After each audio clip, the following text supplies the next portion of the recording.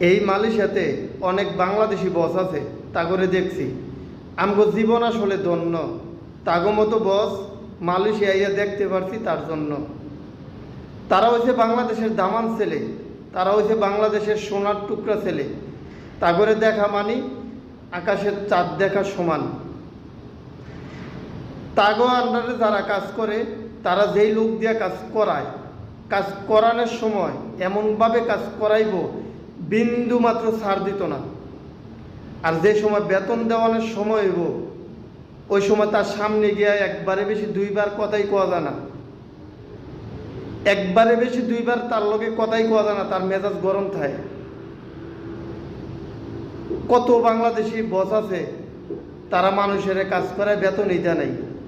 এরকম মালয়েশিয়াতে অভাব নাই, অভাব নাই মালয়েশিয়াতে।